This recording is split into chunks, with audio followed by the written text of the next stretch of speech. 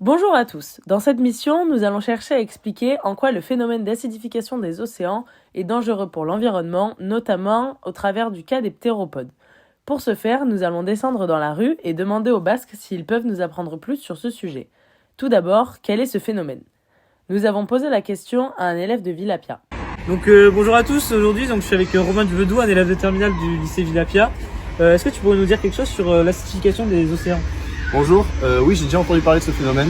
Il me semble que c'est le gaz à effet de serre qui entre en contact avec les océans, si je ne me trompe pas, et qui provoque une acidification de cette eau, il me semble.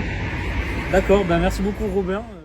Merci Robin, bien joué, c'est à peu près ça. Effectivement, l'activité humaine, telle que l'utilisation de gaz ou d'énergie fossile, sécrète dans l'air des gaz à effet de serre, appelés GES, tels que le CO2.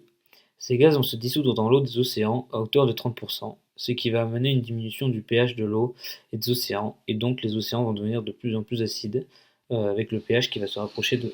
Bonjour madame, excusez-moi de vous déranger. Dans le cadre d'un travail de DUT, j'aurais une question à vous poser. Vous souhaitez y répondre? Oui, je peux.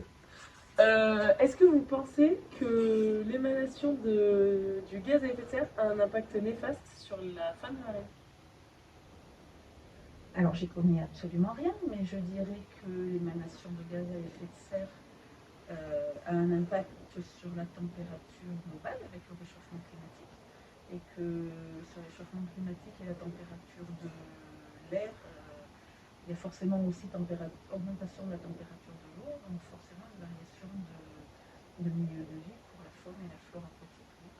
Mais après, est-ce que c'est néfaste, est-ce que c'est pas néfaste, je ne peux pas savoir. Bon, Iban nous donnera la réponse et merci à elle.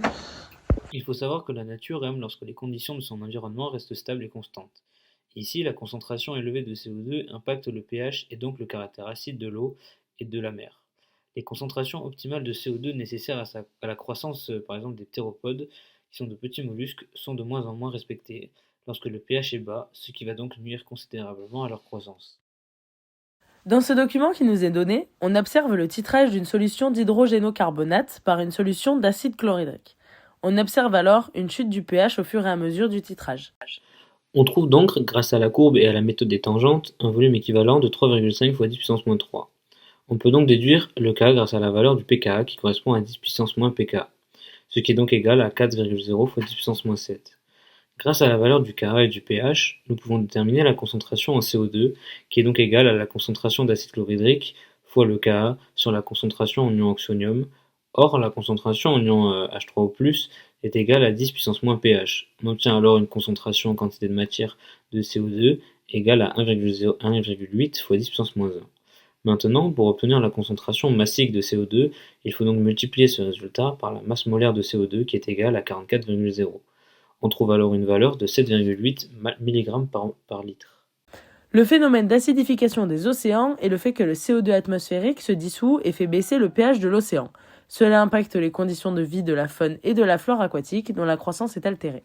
En nous plaçant à une valeur de 8,1 à l'échelle du pH, comme il nous est donné dans les données que nous avons récoltées sur le terrain, nous pouvons donc en déduire que la concentration en CO2 est donc optimale pour la croissance de ces petits mollusques.